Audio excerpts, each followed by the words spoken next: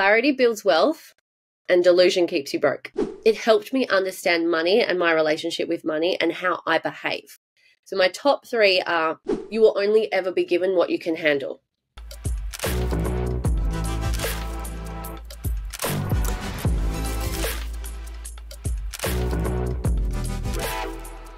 Kim Kent is one of Australia's leading money mindset and financial coaches, renowned for her transformative, wealthy as you'll find out, money coaching program.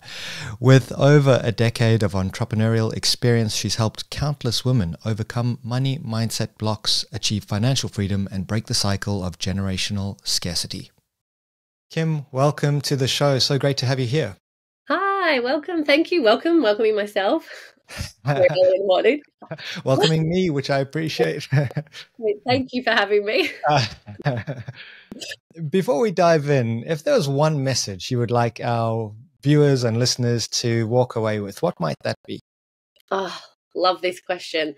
Something that I love to share, and a quote, it's coined my own quote that really gets you thinking, especially around the topic of money, but you can actually apply it to everything in your life. That is, clarity builds wealth and delusion keeps you broke. That is a nice thought to plant. That's very thought-provoking, because it makes me think, what is this delusion? But we'll get there. Yes. Before we dive in, can you share a little bit about who you are and what you do? Sure thing. So I'm a money coach, mainly for women, because us women, I found we've just attracted to each other and whatnot. But I'm a money coach for ambitious women who, want to stop spending more than they're earning, create their path to financial freedom. So ultimately, they stop feeling like they're not enough.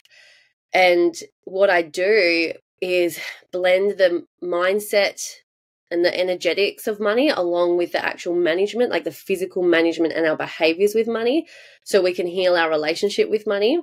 And like my vision that I have, and it's really personal to me, is breaking that generational hand-me-down scarcity mentality. This episode is brought to you by Start With Values. If you'd like to reduce stress and increase fulfillment in your work and life, then check out startwithvalues.com. There, you'll be able to download the Values app, which helps you to discover your core values and bring them to life through micro habits. There is a values course so that you can learn about the science and practice of core values, and you'll be able to pre-register for my forthcoming book called Start With Values. I hope that these tools will enable you to achieve more fulfillment and make more meaningful decisions on your journey of life. Now back to the episode. Like, if we can break the chains here that's been from all the lack and the scarcity and the money stress that's been handed down the generations, if we can stop it, like my child and, the children and the future generations can stop worrying about money. So that is a very nutshell explanation from me. Interesting. I never thought of it as a mindset that gets handed down across generations, but it absolutely is. And the environment where you grew up is very much going to determine how you set your limitations or perceived limitations. Again, I'm like, oh my gosh, I already want to dive into that. We can talk about that. There's so much around this. And I think it's a really important topic, because it's the stuff that until you hear it and learn about it, you're like, oh my gosh, that makes so much sense. They should teach this in school, but they don't. They don't. No. Once we start, it's like just evolving our way of our consciousness and our thoughts around it. Yeah. Financial well-being and tools, mindsets for dealing with this modern world, that should be the at the core of what we learn at school, not other stuff that's kind of fragmented and meaningless. So many people leave and they've got no idea about how to handle their finances. You think it's going to be a good idea to grab a credit card when you're 21 or whatever it might be. And you end up in real trouble. What inspired you to become a money coach? So it was that based off my own, have you heard the quote, like, your pain is your purpose? Yes. Actually, I've only heard it recently. Your pain is your purpose. Your pain becomes your purpose. And that's exactly it, because I wasn't born into wealth. I was, like, my journey to being a money coach, and even the term money coach, it's like, what the fuck even is that? I swear, by the way. Probably should This have is fine. disclaimed that. It's in the name of your program. In the name of my program, exactly. So there is an asterisk. That's a There's little an bit, asterisk. there's an asterisk in there. Where was I going? I wasn't born into wealth, right? And the whole term money coach, what does that even mean?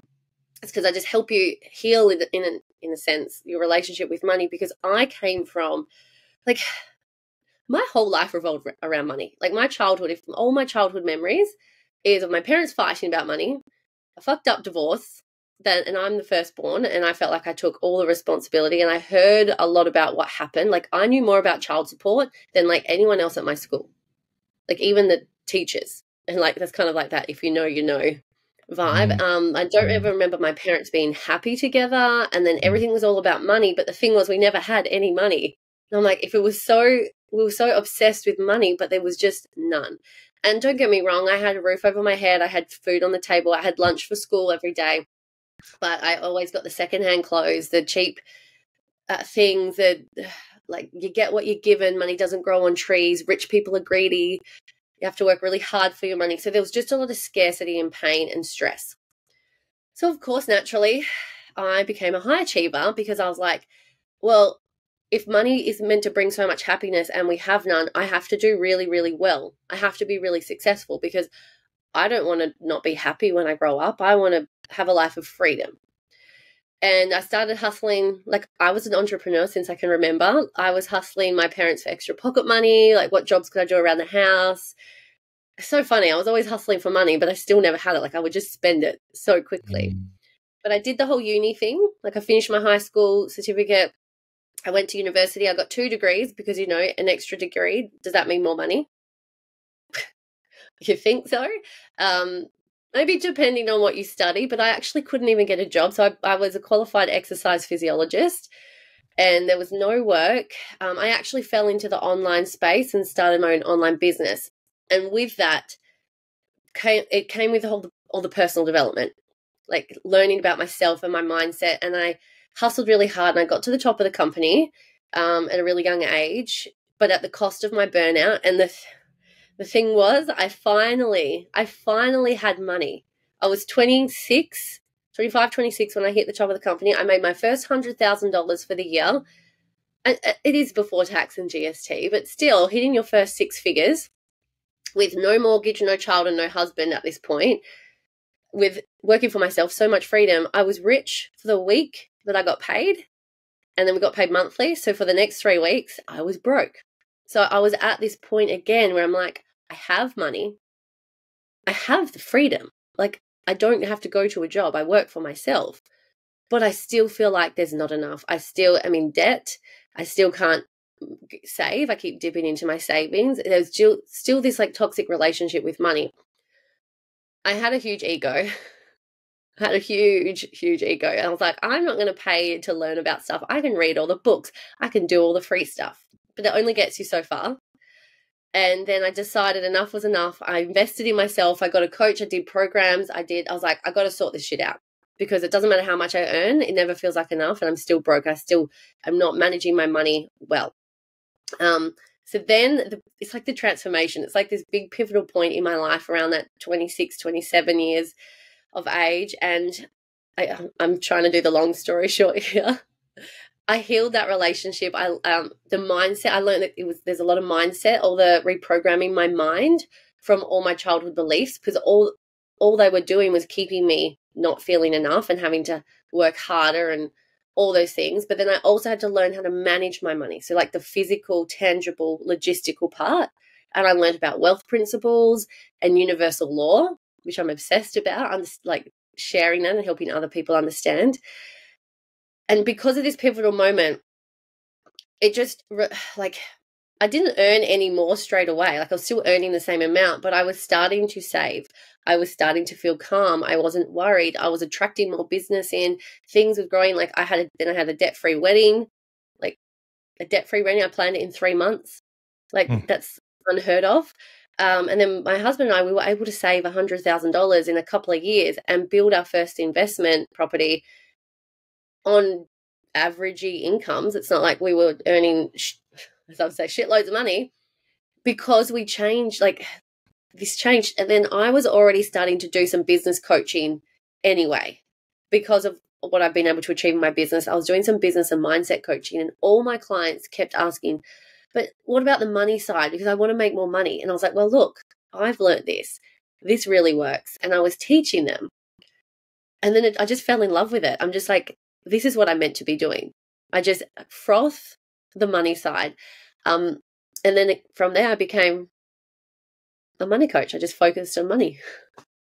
Your pain is your purpose. It's really, what a great story. And subsequently through your program, you have helped so many people to get control over their finances. The program, by the way, and we'll link to all of your social media and website in the show notes. So if you're interested, click down there.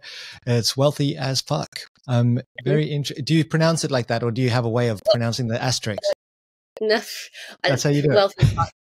I didn't. Do you know what? I wrote it down because I didn't want Wealthy AF. I'm like, that's so boring. Yeah, it's not my personality. And I was like, Wealthy as Fuck with an asterisk. But at the time, I actually didn't think about verbally pronouncing it. Yeah. And I was like, you can't say fuck with an asterisk.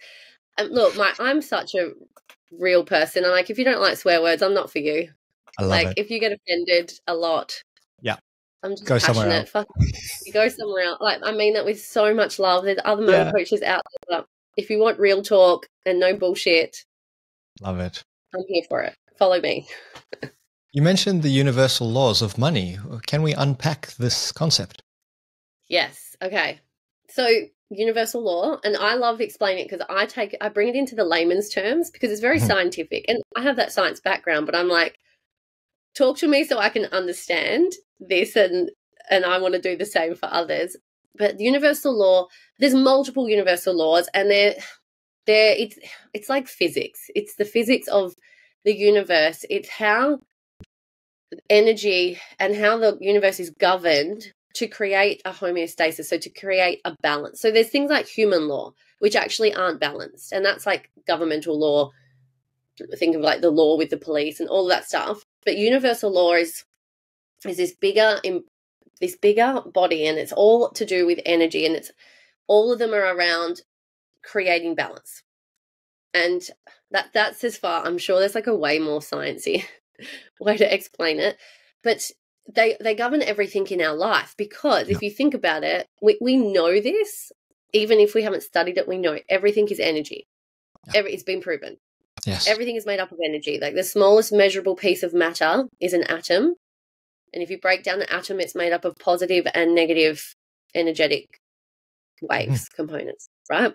Yeah. So if we think of it this way, money is just energy. And as much as I'm all for cash is king, and I really support that, if you think of the day and age we're in now, I could literally send you money from my phone to your phone, your bank account. It's not physical. It's literally a frequency, an energetic frequency that passes through. So money is just energy. So when it comes to universal law, I actually have there's the three. I call them my top three, but they're all equal because you can't. They don't rank in life. It's all equal. But the top three that really helped me understand money and my relationship with money and how I behave, how I think, feel, and I behave. So my top three are, there's the universal law of circulation. And if you think about it, everything in life circulates. The world circulates around the sun. The planets circulate around the sun. The seasons cycle. Nature cycles. When our body, as a human, we cycle. We actually have all different cycles inside our body. And I think this really landed for me with my old studies of physiology. It just landed. We have our cardiovascular system, it cycles. We breathe. Us women have the reproductive cycle. And so time is even cyclic. Time isn't linear. Everything's cyclic. So if you think about it, money needs to cycle. And I need to go back, because why we need to understand these is the degree in which we struggle is how much we resist universal law. So the more we resist universal law, the more we'll struggle, because universal law is about creating flow and harmony and balance. So if we're resisting it, that's why we're struggling. So how this makes sense with the law of circulation is, if we have this belief and mindset and behavior with money where it's limited, there's never enough, I have to hoard it, I have to put some away for a rainy day, and I hate spending it, like I feel guilty, or like the bills come in and I resent them, even though we need to have the bills to live with shelter and protection and all those things. So if we're resisting that universal law of circulation, we're creating more struggle for ourselves. So money is meant to circulate. Money is meant to be spent, be held, and be received. And when we align with that, and we do the work to reprogram the mind and our behaviors, our spending behaviors, and I'd say budgeting, but I teach you not to budget, but we'll use the term budgeting because everyone understands it. And when you learn to budget with alignment with that circulation, you're going to stop the it's not enough, or I really didn't, like I'm meant to be saving and hold on to this money because it's going to run out. But you can still save and pay the bills. So that's universal law of circulation. And it's how to align with it is a deep sense of trust. So for myself, and if anyone else has any anxiety or stress or worry with money, it's because we have trust issues in ourselves with the circulation. So we have to do the work, and this is what I do in my program, to build the trust with this universal law so you can stop turning grey earlier, you know. You know, we want less trips to the hairdresser because that does cost more money. So I'm saving you money straight away. Anyway, so there's that universal law. There's a universal law of supply and demand, which we've all heard. I even heard it in my economics class at high school. I swear I remember that one day, and I didn't even remember any of my economics class. I hated it back then. But supply and demand. And if we talk about, well, if you increase the demand, the supply must follow. So in the universal law with money, the money is the supply. And if you want more money, but you focus only on the supply, it will take you out of demand and it will create a bigger gap. And that's why you'll feel like you're further away from what it is you desire. If you want to increase the supply, you increase the demand. So the demand is how you show up. Like if you have a business, the demand is what do you need to increase in sales and marketing to get more clients? When it comes to savings, like what demand do you need to put on yourself to be more, what's the best way? Disciplined with your budgeting, right? So when I learned this too, I used to be so caught up in the supply and it would take me out of the demand. So the demand is, okay, what do I need to heal? What do I need to reprogram? What do I need to learn? If you're a business owner, it can make a lot of sense because us in business, we do the professional and personal development. We want to grow and evolve, but it applies to everyone.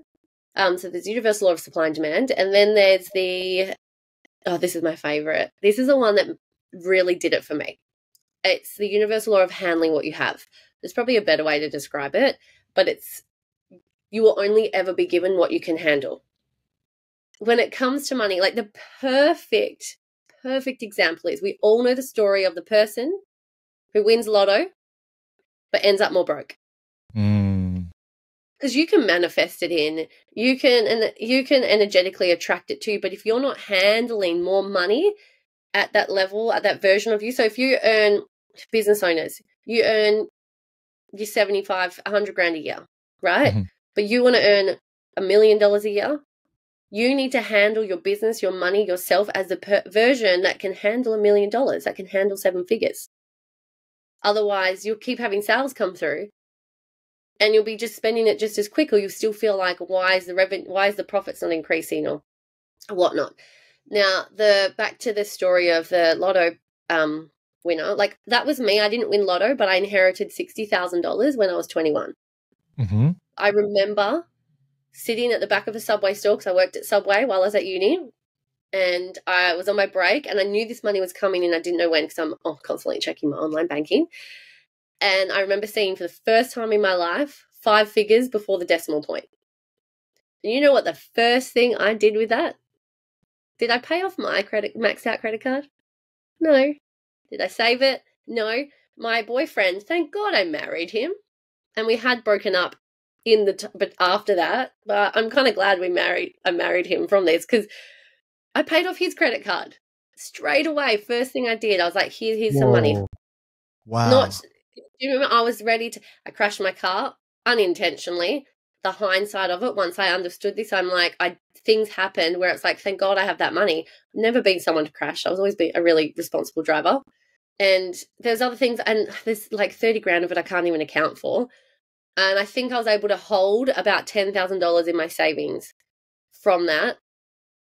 And still but still, that was when I was 21. I started my money work on myself when I was 26, heading into 27, and I had a $6,000 maxed out credit card. So I'm like, did I even pay off my credit card? Because obviously I kept building it up again.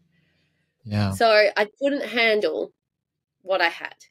So then and I see this so much. I've just had a few new clients join me, and they're on $200,000, $300,000 a year, and they're like, Kim, I earn this money, but I have nothing to show for it. And my credit card's maxed out. I'm like, because you think you want more money, but more money isn't the answer. Yes, it can help, but if you don't know how to handle it, you're just going to have the same relationship with it. You're still going to feel like there's not enough. You're still going to keep happy spending, or you're going to go through cycles.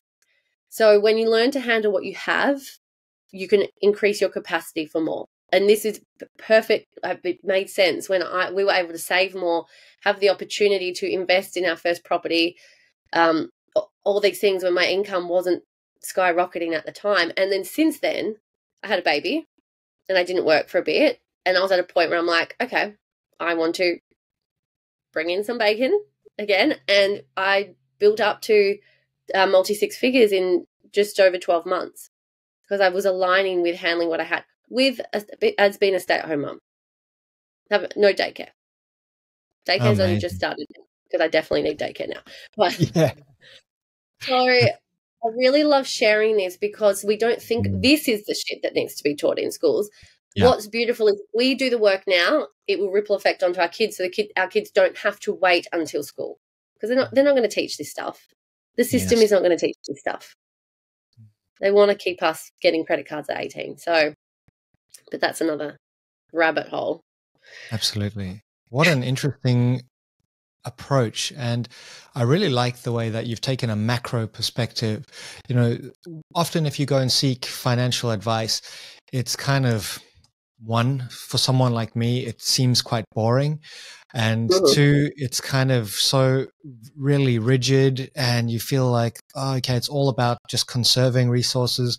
But I love the idea that it's cyclical and consider it as energy and the supply and demand concept, you know, because in order to, you need to practice and gain mastery of that cycle. And then if you gradually upscale your ability, I suppose you do end up with six figures or whatever it is, but it requires practice. You can't just go, I need $1 million will solve all my problems, because it won't. That's the reality. Yeah. My family, you know, none of them take my advice because I had to break the generational stuff. Yes. And they were like, well, I win lotto. And I'm like, if you just put that lotto money into an investment, like I should have said this at the start, I'm not a financial advisor and I don't talk investments. I help you develop the relationship with money so you can confidently then go and invest. And it's not a fucking gamble or a risk. Like, teach you how to save so you have the cash cushion, so you can create a sense of financial freedom with what you already have to then expand on. But yeah, my mum says every time I see her, like, hopefully we win the 100 million. And in my head, I'm like, hardly ever anyone actually wins the whole total anyway. Bless her. I'm like, you just saved, or here's a hot tip. If you buy lotto tickets, match what you buy. Like, double. So if you spend $25 on I don't even know, are they $25? I don't even know how much it is because I don't play lotto. Me too. But you put your $25 on your lotto ticket, match that into your savings account with a high interest, or if you're offsetting your mortgage, or put it somewhere where it's not going to collect dust at least. And even just after a year, look how much, and say in that year you don't win lotto, or maybe you win a couple $100, but that's just reimbursed your last 4 weeks of tickets. It's just a really little hot tip. I really like the fact that you say don't focus on it. And correct me if I'm wrong, but so many people are focusing on an arbitrary number. Like, if I just get this, if I just get 5 figures, if I just get here, all my problems will be resolved. Instead of focusing on what they can control, which is their own energy and the service that they provide and the value that they add to the world. Because the side effect of adding value to the world is that you are going to attract that energetic flow of money. Oh my gosh, you know how many years it took me to learn that? I heard it straight away. It took me, because I was always like, okay, what's my next monetary goal? Hustle, hustle, hustle. Now, there's a masculine way to do it, and men, you don't really burn out because it actually is a male in a sense compared to women, and women have come into business learning from, it's a very man's way, because men did business first. Yes. Lack of a better way of saying it, guys, but the reality is we did. And that's why we come in and we have different cycles and we have different energies in that sense. So as a woman, you don't want to just go like, here's my figure I want to earn, let's go work, let's go hustle. But you can hustle. The hustle looks different. The hustle is actually working smarter, not harder. But yes, it's around, as I was saying, I was always aiming for this, like, if I just make $5,000, then $6,000, then $7,000. But all it did was cause me to feel like I'm not good enough until I hit that number. And every time I would hit the next goal at the cost of burnout and whatnot, it was like, okay, well, what's next? It's just constantly. And we have this, that was why I was earning all this money with hardly any financial responsibilities. And it still was like, okay, well, now I need to earn this amount and then I'll be successful. And this is the universal law of cause and effect. So this is another universal law where the effect is like, how do I say it? This is why I don't share. I get it, but it's not one of my favorites, but it makes sense. The effect is like, I want, when I'm skinny, then I'll feel confident. When I have the boyfriend or the partner, then I'll feel loved. When I hit 6 figures, then I'll feel successful. So you're waiting for something else. You're waiting for something in the future to cause the effect, which means you'll never get there. You'll just keep like, we've all done that. Like, I don't know about you, but when I've lost the weight, I could lose more. Or when I earn the money, it's been huge. When I hit my first 10K month a few years back, I was like hanging out to hit that. And then I hit it and I'm like, I still have all the same problems in my life. Everything still feels the same. Yes. And my I still have, you earn more, but not to make it seem like depressing. Yes, I'm earning more, and I was earning this while I had done this work, so it still felt really fucking good because I could save more and whatnot. You're still spending more on tax and GST, so, and then if you get caught up in the bullshit, you go, well, fuck, I need to earn even more because I'm giving so much to X, Y, Z. But it was a really beautiful realization that, like, I have to feel free and feel successful and feel stable how I am now, no matter how much I earn, because otherwise I'm just going to be constantly chasing. Like, I have to cause the effect now. It's so refreshing to think about money in a completely different way.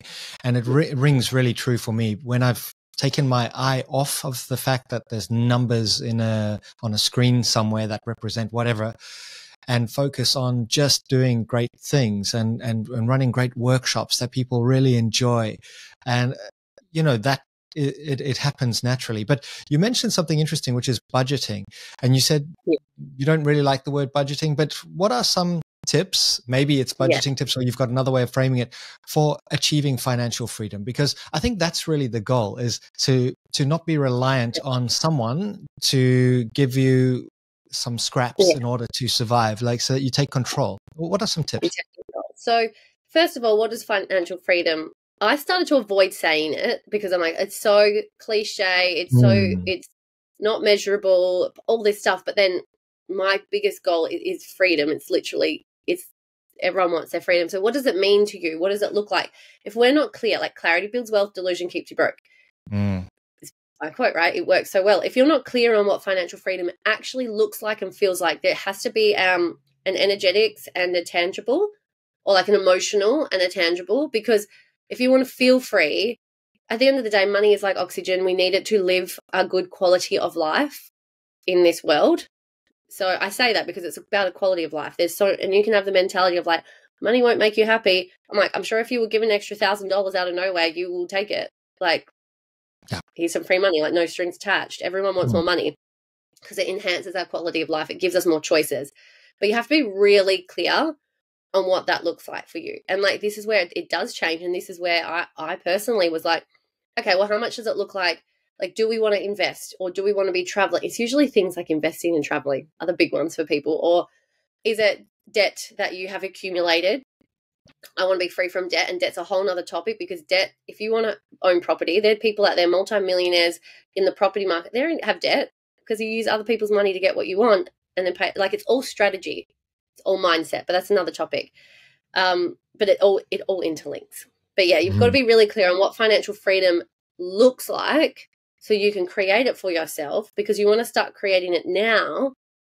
And then with how energy works and the focus on it, then you're just opening up your capacity to attract more of that in. So I'll talk about budgeting. Well, I'll ask you, if I told you right now, hey, we're going to follow a budget, we're going to sort out your budget right now, what's the first feeling that comes to mind? Well, I can tell you 10 years ago, I would have gone into a freeze response or a fight response in terms of my nervous system. Now I'd be like, okay, let's get out the bank statements or something. It's not going to be fun. Straight away, it's just like, bleh, fuck this. Yeah. So the freedom seeker in you, the little person, it's our inner child, right? They just want freedom. We want freedom. They go, oh my God, I'm being put in a cage. We associate budgets with restriction, being constrictive, all of that. So it makes absolute sense that you start your budget because I call it good girl, good boy behavior from your childhood conditioning is it's smart to follow a budget. So I'm going to be that good girl because that's what I got taught. And then you follow the budget for a couple of weeks, and then the weekend comes and you're like, you go shopping or you go out, something happens and you're like, fuck, I'm going to talk in ladies' language because this is my story. I need new clothes. I feel shit in what I wear. I work really hard. I'm going to go buy, oh my God, it's on sale. I'll go to the sale rack. But you then spend money, whether it's on the sale rack or not, you then spend money out of your budget, right? And then you justify it because you want this freedom to do whatever the fuck you want with your money, but you've created this budget that you have to stick to. And the freedom seeker in you goes, oh, but you just you work hard. You just want to do what you want. And then you feel good. It's that retail therapy. You feel good in the moment. And then after, because you have that mentality of I've got to do the good girl budgeting. Oh, look, it actually goes, your subconscious goes, see, you're not good enough. You're not even good enough to follow your budget. You're a failure. It's going to keep finding this evidence. And then that's that core belief. So I always, the first thing I teach is no more budgeting out of your vocabulary. I don't even have it in, I actually don't like saying it, but I use it when I'm on podcasts or on my social media because people understand, you understand what a budget means. But I feel like it's so inauthentic to me because I'm like, it's not about budgeting. What we do inside the Wealth is Fuck methodology and the framework, I teach you a blueprint, which is a way to manage your money using universal law and certain principles that you follow that creates flow and personal power, and discipline and a sense of responsibility. So you're not overspending, but you're just being realistic on, I want to save, I want to clear debt. And when you step into that, you actually start, I see it all the time. We have over 100 ladies inside the program. And all the time we're getting messages like, I just attracted this in, I got a pay rise, I got back pay, I got this credit, my business boomed, XYZ. But we just ditch the word budgeting. And if you're female, I will talk into the two energies here because we need money to be fun and sexy and in flow. We need that. So create a word that you like. I just use blueprint because I've removed the emotion around it. So I don't care anymore. But if you still have an emotion around it, change it to something sexy that lights you up, like your wealth strategy or your sexy wealth strategy. I don't care, whatever it is. And for the men, you usually don't care so much about words. There's not as much emotion in that sense attached. Just don't use the word budget. Call it your system, your blueprint, your framework, your whatever. So that's a hot tip. That's the that's the first step of the first step, if that makes sense.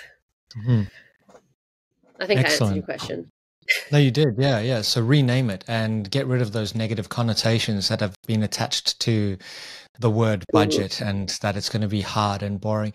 It sounds like, what you described with how people will stick to it and then give themselves a little bit of relief by going and breaking it.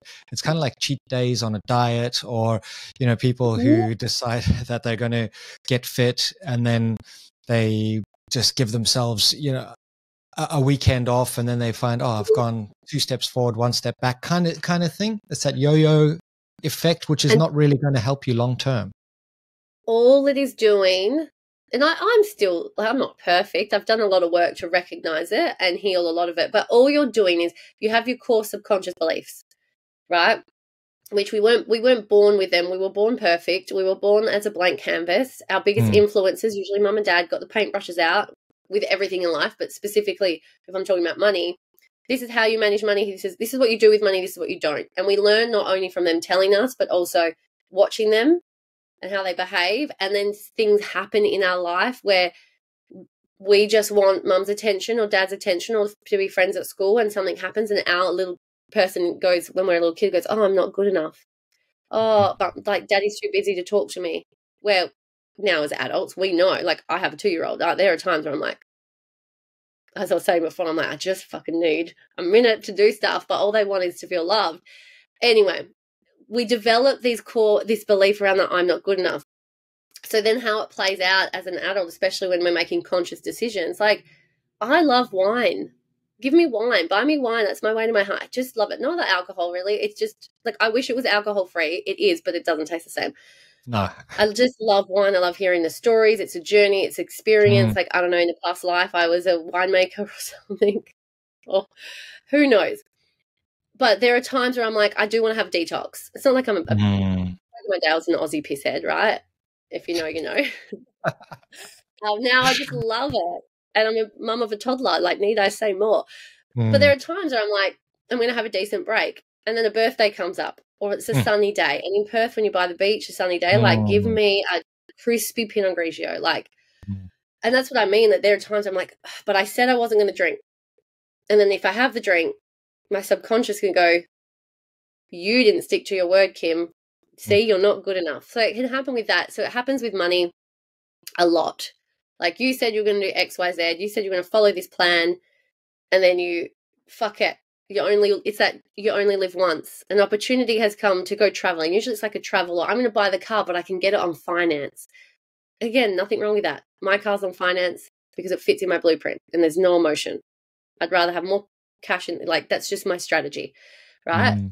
But if you're doing it from that place of, I just fuck it, I just want to get on a plane, or I just want to go do this, or I want to go away, or I want to go shopping, I work really hard. What will happen is, after the excitement and elation wears down, your core belief comes chiming through. See, you knew you weren't good enough. You're still behaving in alignment with that core belief. So yes, that's a whole nother, again, it's like deep work. Absolutely, yeah. It actually requires a lot of introspection and reflection to take into account all of these habits and mindsets that we've adopted across the course of our life, all of these self-limiting beliefs. Any tips for people who want to get through those barriers and blocks? How do you help people, remove the fact that, I grew up in an environment where paying rent was a massive drama every month. And this is from my own story. And so as a little kid, I remember hating the landlord. I mean, that's such a crazy thing. And those types of mindsets, thankfully, I've been able to unravel many of them, but it took a long time. And I guess it doesn't have to take so much time. It doesn't. There's certain ways. I have a few processes that I teach that I've kind of like, I didn't make them up, but I've taken what I teach is like a little bit from this, a little bit. Apparently it's a bit of NLP. I've never been NLP trained. People are like, have you done the NLP thing? I was like, no, maybe I will. And I'll probably do it and be like, it just solidifies what I'm doing, because it's rewiring the subconscious and the neural pathways. But anyway, I've got a 3-step process. This is inside the program, right? And it's around getting really, really clear on what are the stories, what are the beliefs, or what are the events that happen. We start with money, but once you learn this 3-step process, if you have a block or an issue or a struggle in any area of your life, you just do the same process. We just focus it on money for this, at least in your first part of your journey inside Wealthy as Fuck. And then, because it's a coaching space, we can unravel it further. But you get really clear on what are all the blocks, what are all the stories, and then you want to go and you go find the times from when you were a child and you go find the real truth. So I'm going to give it all away because, Yes, of course. That's what's inside the program. But another thing, and then you reprogram, you get the real truth. It's really beautiful. It's a really beautiful realization. You're doing the work ultimately on mum and dad, usually on mum and dad, or whoever was the mum and dad figure. and sometimes on yourself from past decisions. There is another process which I'll share more. So that's kind of like my more deep process, because it's really fucking simple. If it was easy, we'd all be fine. None of us would have these fucked up beliefs. It's simple, but it's hard because you're dealing with emotion, and emotion that you've held onto, and thoughts you've held onto for years, if not decades. So that's deep work. What you can do, as I do this, is more, I never do surface layer stuff, but I would call this like middle layer. Like if there was to be a surface layer, this next process is like the middle layer before the deep layer. But again, it's another 3-step process, is get really clear on all the things that you have shame, guilt, resentment with yourself or anyone else in your life around money. Then one thing you've listed at a time, you go through and you do a forgiveness. And you find the gift, you do thank you. Again, I didn't make this up. I actually think what some of my Maori friends, like, it's called Ho'oponopono. I know you're in New Zealand. I know what you're talking about. It's that. Yeah, but it's the same philosophy as that. Hawaii as well. Forgiveness, but it's a thank you. Like, there's a gift. I forgive you. I'm sorry for the part I played. Like, this is the part we miss. It's so easy to forgive someone else and say, thank you, you taught me some lessons and whatnot. But if I'm shitty at you for something you did, right? But then I'm like, I'm going to forgive you. I need to actually apologize. I don't have to tell you this. This is my own work. I can do it if I want to, right? But I have to apologize and take responsibility for holding the grudge.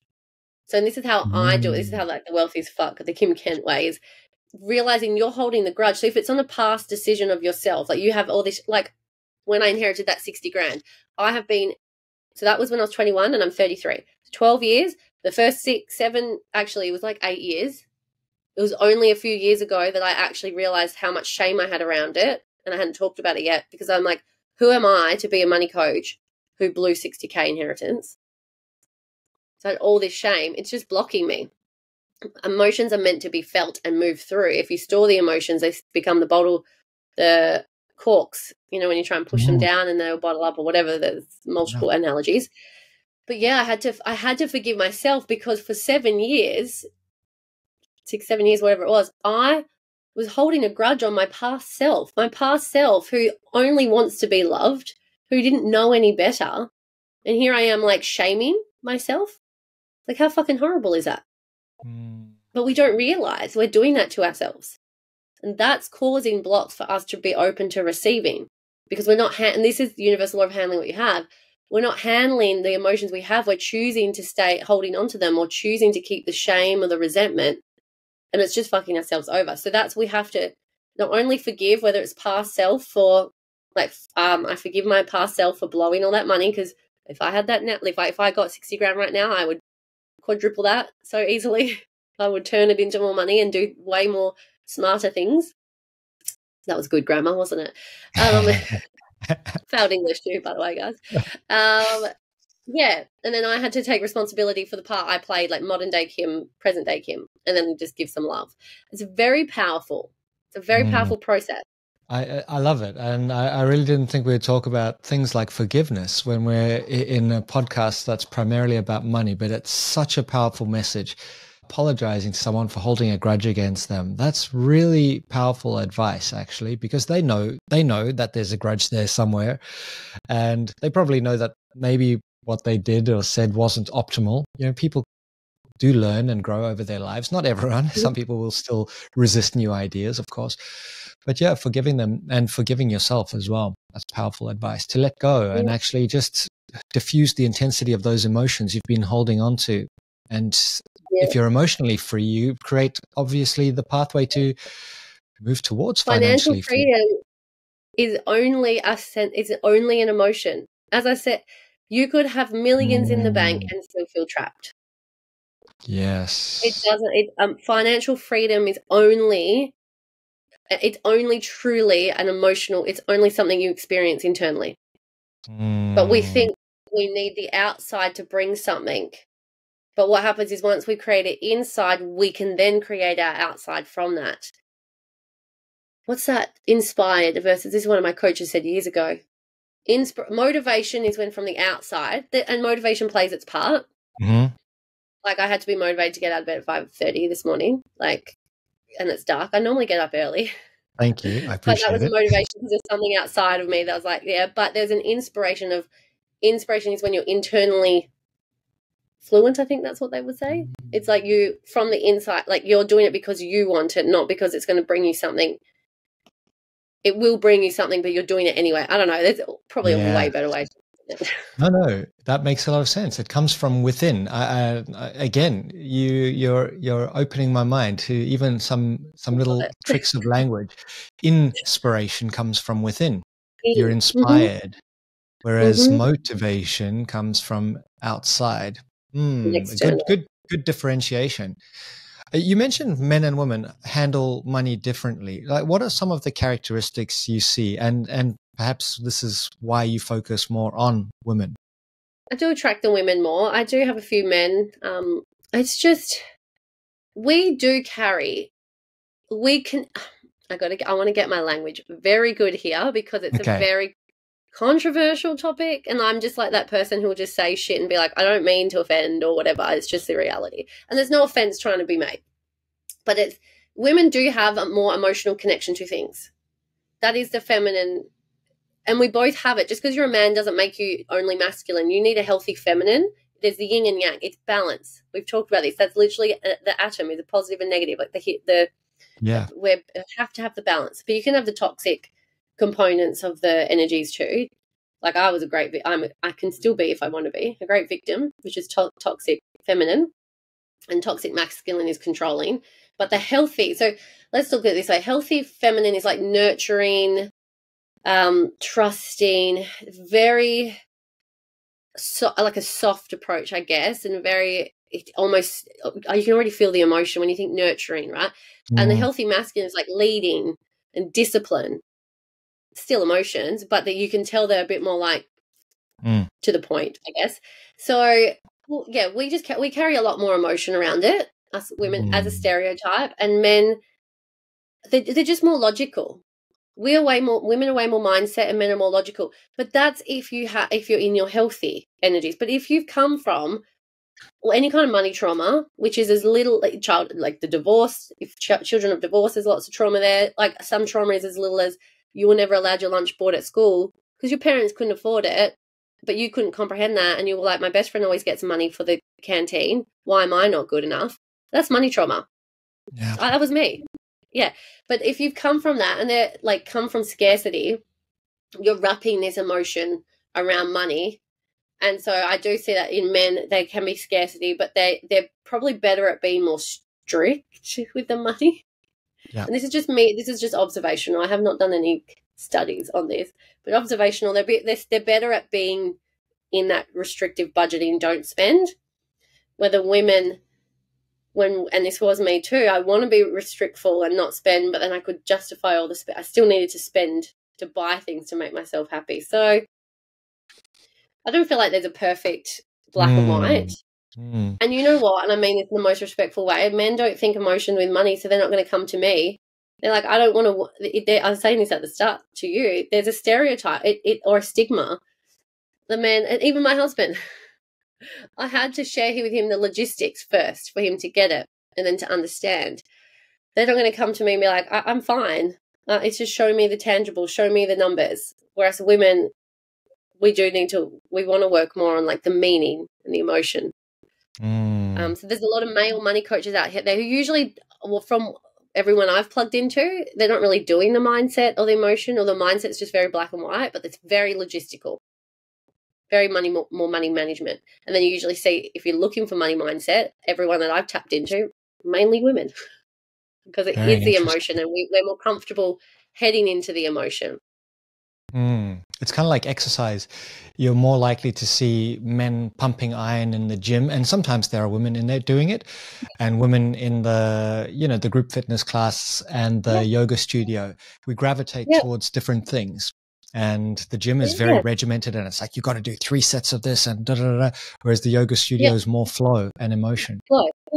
Yeah, it is. It's the stereotype of the the male and female, but it's not like I'm being we're in a day and age where I can't say that, because there's a level of not truth, and then there's a whole level of a whole other bullshit related to it that we have to be very careful with. And it's also observational, what you see in your own experience of life. Now, I had a friend who was always broke, and she may still be to this day, and she just couldn't get over it. It didn't matter if she got a good job, if she was self-employed, if she was becoming a creator, a writer, or whatever. She was always broke, and she was always the victim of circumstance. It was always everything else. Any thoughts on overcoming that victim mindset?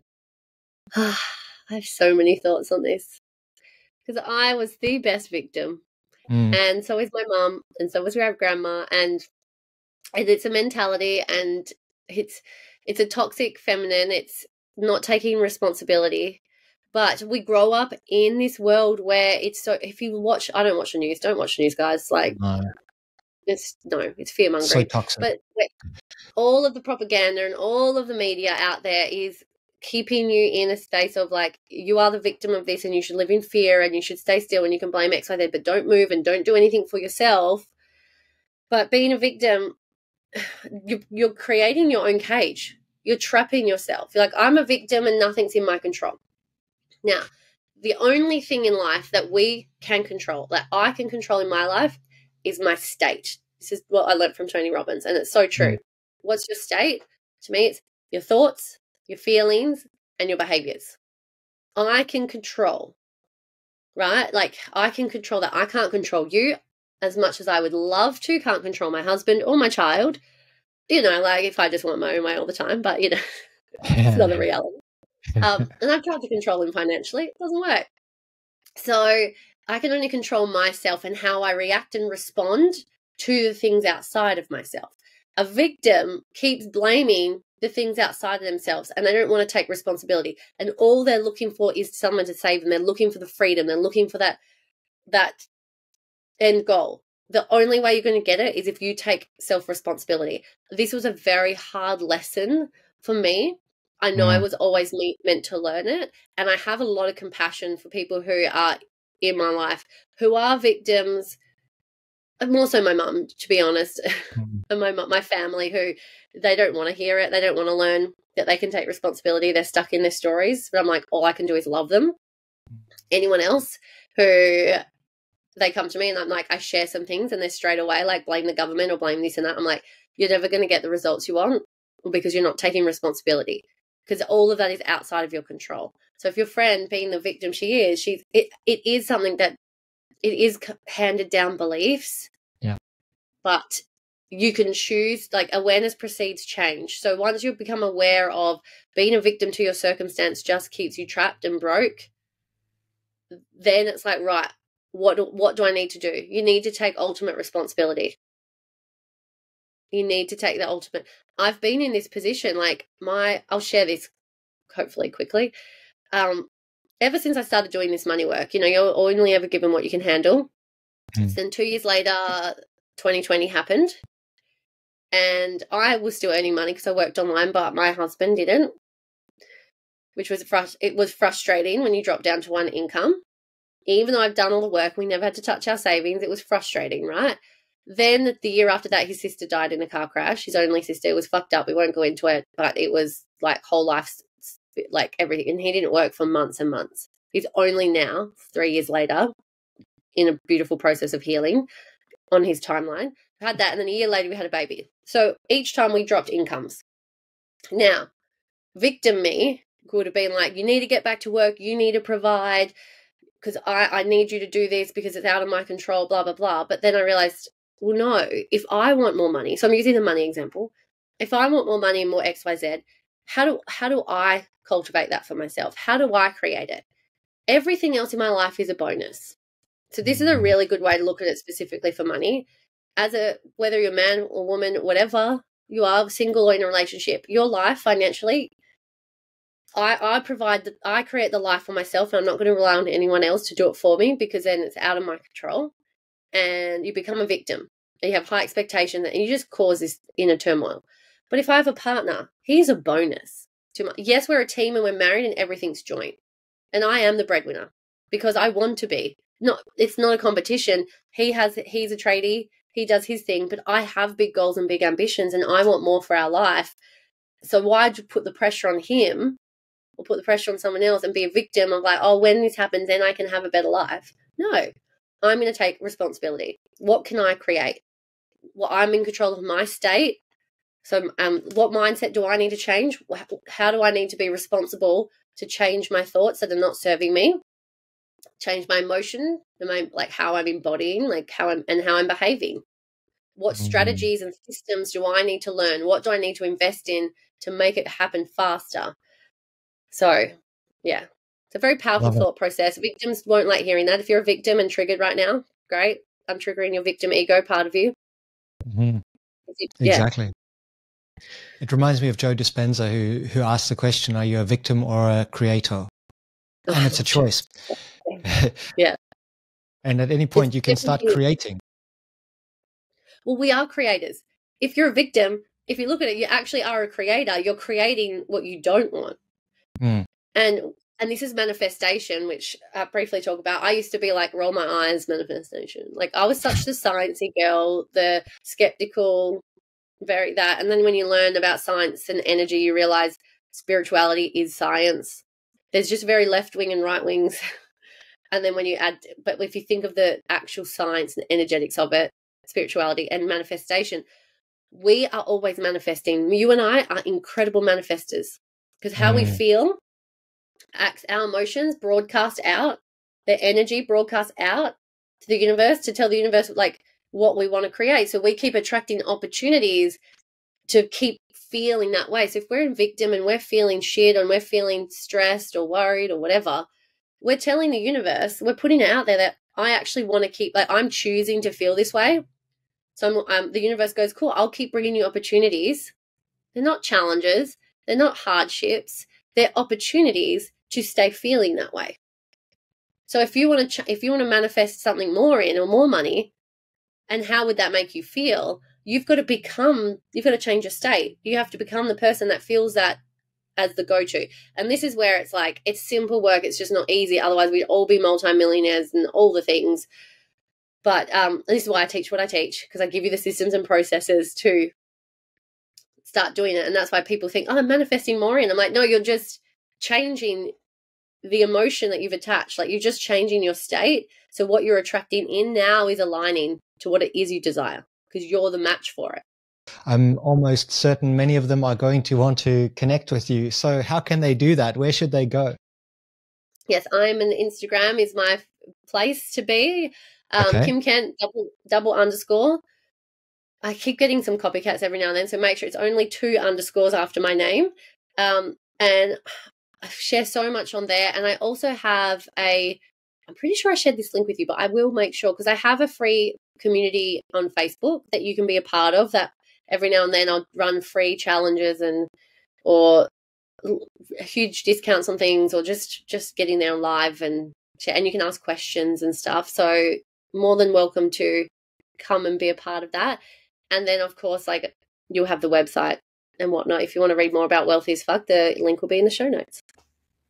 Kim, you're a force for good. I love it. You have such great energy and you practice what you preach. And that's the real, the key to success.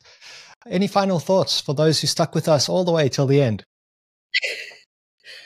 Just make the decision. Like if you're not happy and not satisfied with where you're at right now, especially financially, like stop waiting and hoping for things to get better.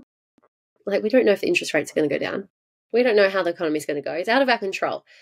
What do you need to do now to create the freedom, the abundance, again, the cliche word, the wealth that you desire? Like you need to cause the effect. You need to take responsibility. So this is, I guess, a beautiful kick up the butt to get you to make the decision. Like you move yourself. Don't wait for something to come and save you. Go make the decisions, whatever that might be. I love it.